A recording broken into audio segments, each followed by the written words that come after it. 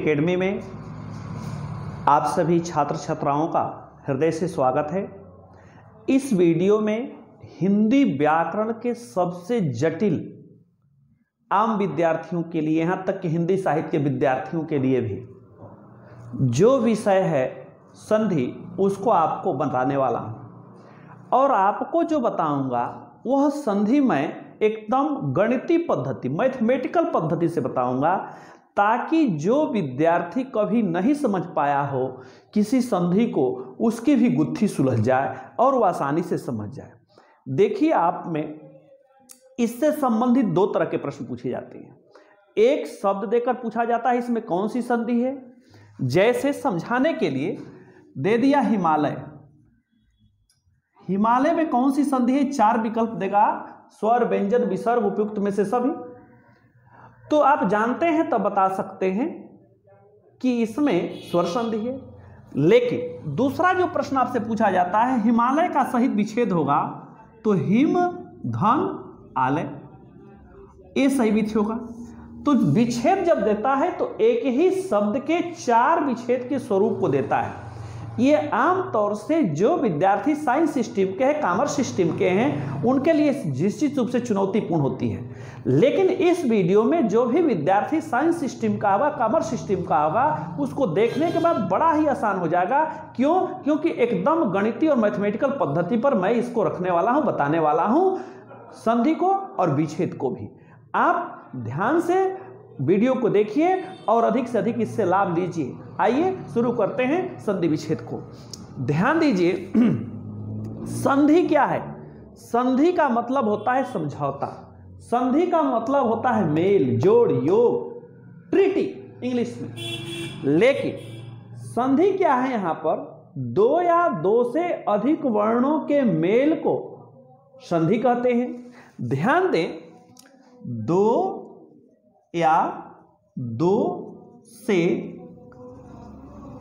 अधिक वर्णों के मेल को संधि कहते हैं।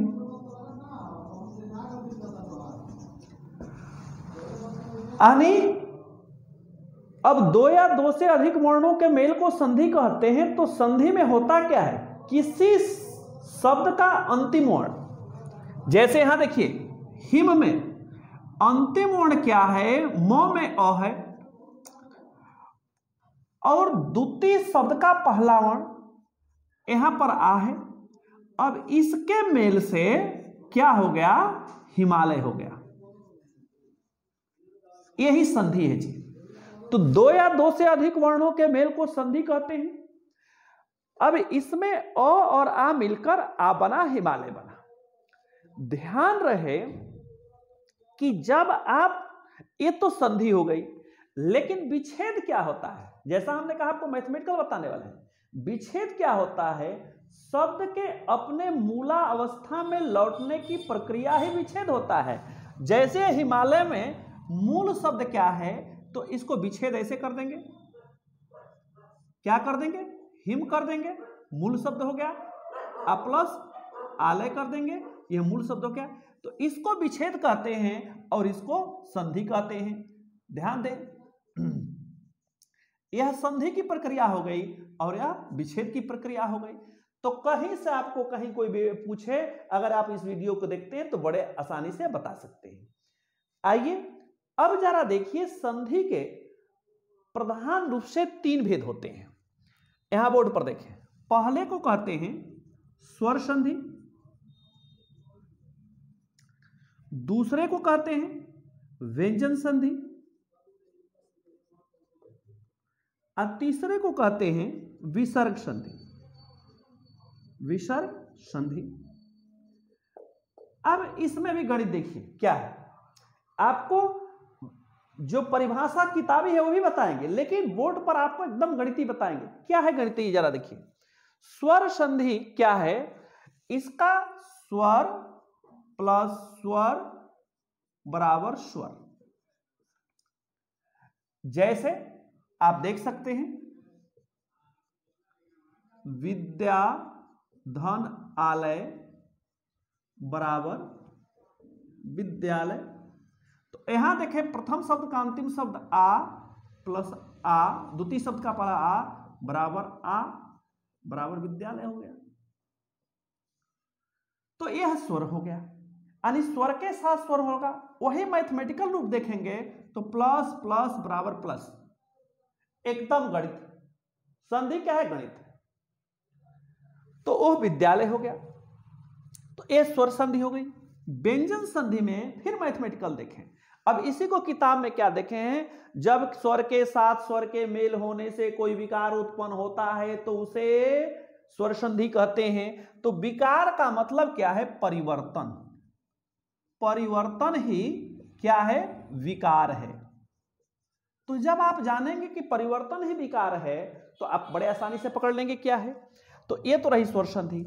व्यंजन संधि क्या होती है? व्यंजन प्लस स्वर आवलिक व्यंजन, यानी इसमें क्या होता है, व्यंजन के साथ स्वर या व्यंजन के मेल होने से कोई विकार उत्पन्न होगा तो उसको क्या कहते हैं? व्यंजन संधि कहते हैं। ध्यान दें, प्रथम शब्द के अंत में व्यंजन रहेगा और द्वितीय शब्द में स्वर और व्यंजन में से दोनों एक हो सकता है। इसके दोनों उदाहरण देखिए यहां पर। पहला उदाहरण देखिए इसका। पहला उदाहरण आपको बताएंगे व्यंजन प्लस स्वर, जैसे जगत धन ईश बराबर जगदीश। यहां देखें, यहां तो है कि नहीं, व्यंजन प्लस ई है कि नहीं। अब इसी को जब आप केयर करेंगे तो कंपटीशन में आप देखेंगे कि इसमें विकार हुआ कि नहीं। ये ऐसे, तो पहला व्यंजन और दूसरा स्वर के मेल होने से जगदीश यहां पर बना। ये क्या हो गया? आपका व्यंजन हो गया। अब दूसरा आपको बताएंगे जो व्यंजन और व्यंजन होगा। तो व्यंजन और व्यंजन जब होगा तो उसको देखेंगे कैसे? जगत धन नाथ बराबर जगन्नाथ। अब यहां देखें, प्रथम शब्द का अंतिम वर्ण त और दूसरा न, इसके योग से हो रहा है, त और न। तो देखें व्यंजन प्लस व्यंजन हो जा रहा है कि नहीं। यह व्यंजन यह व्यंजन, यानी दोनों में व्यंजन और व्यंजन का योग हो रहा है। तो आप देखें संधि में क्या है, प्रथम शब्द का अंतिम वर्ण और द्वितीय शब्द का प्रथम वर्ण मिलने के कारण विकार उत्पन्न होता है। तो जगत में त में प्रथम वर्ण और इस द्वितीय वर्ण मिला जगदीश बना। तो एक व्यंजन दूसरा स्वर, यहां पर व्यंजन और व्यंजन, प्रथम शब्द का अंतिम वर्ण त और द्वितीय शब्द का प्रथम वर्ण न, दोनों के मेल से जो विकार उत्पन्न हुआ उसे जगन्नाथ बना। अर्थात विकार का मतलब हम बार बार कह रहे हैं, यहां पर फोकस करते हुए परिवर्तन, चेंजिंग आना ही विकार के रूप में जाना जाता है। आइए जरा विसर्ग संधि में चलते हैं। विसर्ग संधि की क्या है? विसर्ग संधि की को आप देखेंगे तो इसको भी मैथमेटिकल देखिए। जब विसर्ग प्लस स्वर आवलिक व्यंजन के मेल से कोई विकार उत्पन्न होता है, कहने का मतलब क्या है? व्यंजन संधि की परिभाषा क्या है? जब व्यंजन के साथ स्वर या व्यंजन के मेल से कोई विकार उत्पन्न होता है तो उसे व्यंजन संधि कहते हैं। विसर्ग संधि की परिभाषा क्या है? जब विसर्ग के साथ स्वर या व्यंजन के मेल होने से कोई विकार उत्पन्न होता है तो उसे व्यंजन संधि माफ करिएगा, विसर्ग संधि कहते हैं। इसका तात्पर्य क्या है? प्रथम शब्द का अंतिम वर्ण विसर्ग रहेगा, जबकि द्वितीय शब्द में स्वर या व्यंजन में से कोई एक हो सकता है। तो एक उदाहरण हम विसर्ग और स्वर का दिखाते हैं। यहां देखिए, स्वर रहेगा, माफ करिएगा, विसर्ग रहेगा और स्वर रहेगा। तो पहला विसर्ग और दूसरा जो रहेगा वो प्लस स्वर होगा। यहां देखिए इसका, जैसे नेह धन अर्थक बराबर निरर्थक। अब इसी चीज को समझें, यहां नि विसर्ग आया कि नहीं और आया कि नहीं। अब इसका जो संयोग है निरर्थक का, तो आप देख सकते हैं कि यहां पर नि धन अर्थक बराबर निरर्थक हुआ कि नहीं। तो विसर्ग और स्वर के मेल होने से। दूसरा उदाहरण देखिए, जो कि विसर्ग होगा पहला शब्द और दूसरा व्यंजन होगा, उसके योग से जरा देखें। यहां पर आइए, यहां पर अगर आप देखें क्या नि धनार्थक निरर्थक, दूसरा जरा देखिए निह धन चय बराबर निश्चय। अब निह धन चय बराबर निश्चय अगर देखते हैं तो यहां पर, यहां देखिए निह और च दो का योग होता है बराबर निश्चय बनता है, यानी यह विसर्ग और दूसरा व्यंजन के मेल से हुआ। तो इस तरह से अगर आप देखेंगे तो विसर्ग को भी स्पष्ट कर सकते हैं। किताब में आप देखेंगे तो लिखा होगा जब विसर्ग के साथ स्वर या व्यंजन के मेल होने से कोई विकार उत्पन्न होता है तो उसे व्यंजन संधि कहते हैं, यानी परिवर्तन होना ही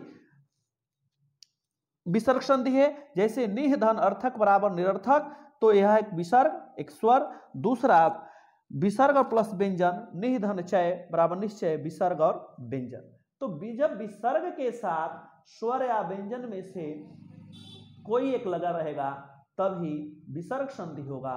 सरल शब्दों में पहला शब्द विसर्ग, दूसरा स्वर और व्यंजन में से कोई एक होगा तो आपको विसर्ग संधि दिखाई देगी। अब आपको ले चलते हैं विसर्ग संधि स्वर संधि के भेद में। आइए जरा देखते हैं स्वर संधि के कितने भेद होते हैं।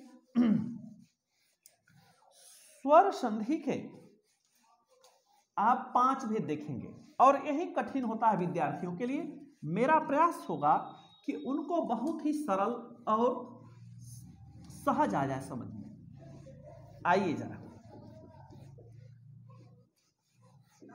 हम लोग उसको देखते हैं। अगर पूछा जाता है कि स्वर संधि के भेद कितने होते हैं, स्वर के संधि के भेद, स्वर संधि के भेद को आप देखिए, संधि के भेद, तो यहां स्वर संधि के भेद में आप आए तो स्वर संधि के जो भेद होगा वह 5 होते हैं। नंबर 1 दीर्घ संधि, नंबर 2 गुण संधि, नंबर 3 वृद्धि संधि, नंबर 4 एण संधि, नंबर 5 अयादि संधि।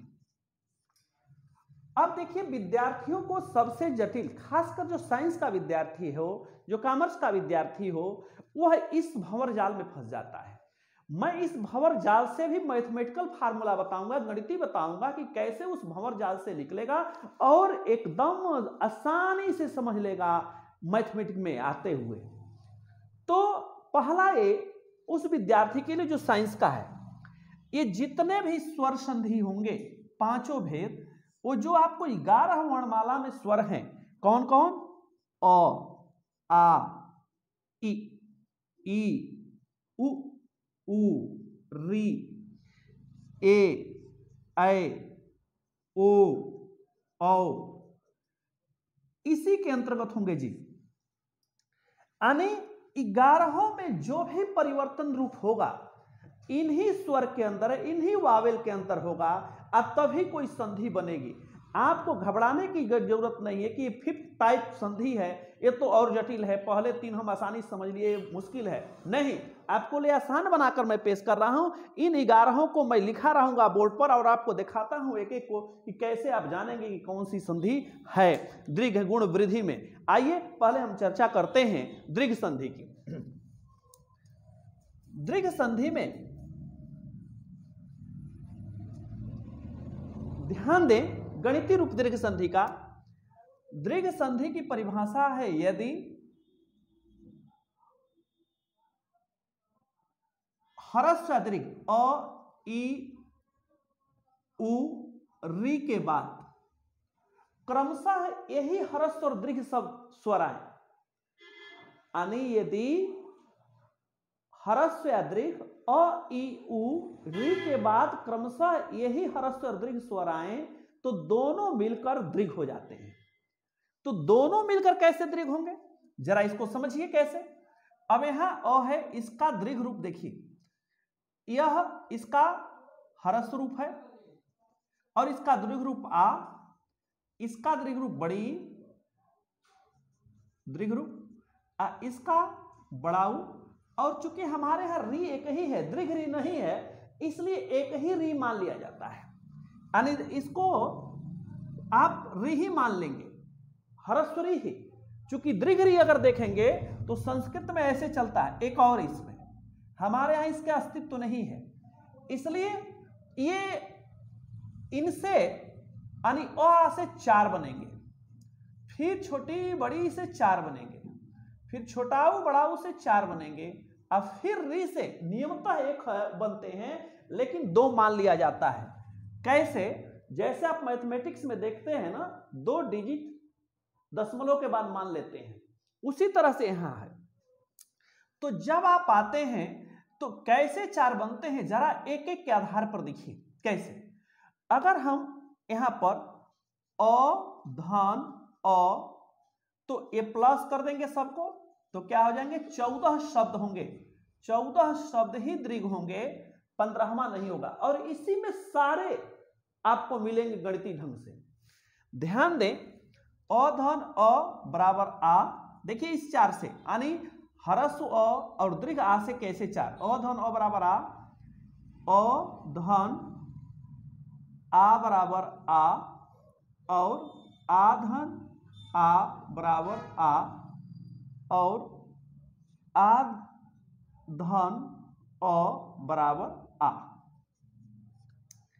ध्यान दें, मैथमेटिक्स में जैसे आप पढ़ते हैं प्लस प्लस बराबर प्लस, माइनस माइनस बराबर प्लस, अब प्लस माइनस बराबर माइनस, और माइनस प्लस बराबर माइनस, लेकिन संधि में क्या होती है, किसी भी स्थिति में यह दीर्घ ही हो जाता है, प्लस ही प्लस हो जाता है। जैसे आप देखिए अ मिलकर भी आ हो रहा है, आ और आ मिलकर भी आ हो रहा है, और आ मिलकर भी आ हो रहा है, आ मिलकर आ हो रहा है, आ और अ मिलकर आ हो रहा है। अब इसको जरा समझिए कैसे, एक एक शब्द को देख लेते हैं यहां पर कैसे। जैसे हम लिखते हैं वेद धन अंत बराबर वेदांत, तो सरल रूप में आप समझ सकते हैं कि है कि नहीं। ऐसे ही दूसरे नियम के तहत अगर हम लोग देखें अ आ से, तो जरा देखिए हिम धन आलय बराबर हिमालय। इसी तरह से आ से देखें तो विद्या धन अर्थी बराबर विद्यार्थी, और आ और अ से देख सकते हैं, आ से क्या है माफ करिएगा, विद्याधन आलय बराबर विद्यालय। इसी तरह से आ से विद्या धन अर्थी बराबर विद्यार्थी। ये आप देख सकते हैं कि कैसे। अब इसी तरह से छोटी बड़ी से होता है, तो जरा उसको भी देख लेते हैं, छोटी बड़ी वाला। ई धन ई बराबर बड़ी, और ई धन बड़ी बराबर बड़ी, और बड़ी प्लस बड़ी बराबर बड़ी, और बड़ी ई प्लस छोटी ई बराबर बड़ी। कैसे, आइए जरा देखते हैं एक समान स्वर ह्रस्व दीर्घ से। यहां पर आप लिखें रवि धन इंद्र बराबर रविंद्र। यहां पर देखें सची धन सची धन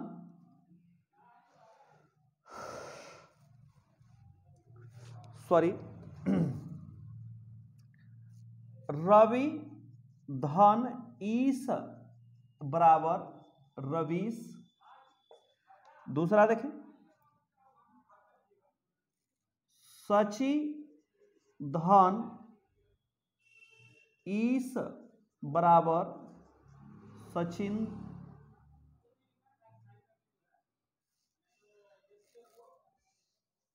या इसको दूसरा उदाहरण देखें रजनी धन ईस बराबर रजनीश।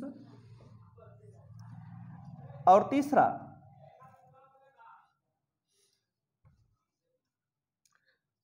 सची धन इंद्र बराबर सचिंद्र। सचिंद्र, तो आप इससे भी देख सकते हैं बड़े आसानी से कि बनता है कैसे। और इसी को अगर आपको देखना है तो आप अगला छोटाऊ बड़ाऊ से भी समझ सकते हैं कि है या नहीं है। तो आइए हम जरा छोटाऊ बड़ाऊ का आपको ऊपर बताते हैं। यहां पर आपको बताते हैं उ धन उ बराबर बड़ाऊ, बड़ाऊ प्लस छोटाऊ, छोटाऊ प्लस बड़ाऊ बराबर बड़ाऊ, बड़ाऊ धन बड़ाऊ बराबर बड़ाऊ और बड़ाऊ प्लस छोटाऊ बराबर छोटाऊ। अब यहां देखें कैसे, यहां पर अगर देखें तो एक शब्द लिखिए भानु धन उदय बराबर भानुदय। इसी तरह से दूसरा जरा देखिए लघु धन उर्मी बराबर लघुर्मी, लघुर्मी। चौथा जरा देखिए तीसरा भूधन ऊर्जा बराबर भूर्जा। और यहां देखिए चौथा वधु धन उत्सव बराबर वधुत्सव। ये आप देख सकते हैं दीर्घ संधि में। अब बचा री और री का, तो हमने कहा नियमता एक होना चाहिए एक, लेकिन मान लिया जाता है दो, तो दो जरा देखिए री धन री बराबर री और री धन री बराबर री। कैसे? पितृधन ऋण बराबर पितृण और मातृधन ऋण बराबर मातृ। इस तरह से आप देखें तो पूरे दीर्घ संधि बड़े ही आसानी से कोई साइंस का विद्यार्थी बेहतर ढंग से समझ सकता है कि पितृधन ऋण बराबर पितृण कैसे होता है, मातृधन ऋण बराबर मातृण कैसे हो सकता है। सब एकदम गणितीय पद्धति पर आधारित है। अगर थोड़े से भी इस वीडियो को आप देखते हैं तो अधिक से अधिक लाभ ले सकते हैं। अगर यह वीडियो आपको अच्छा लगता हो तो अधिक से अधिक लाइक, सब्सक्राइब और लोगों के बीच शेयर करें। बहुत बहुत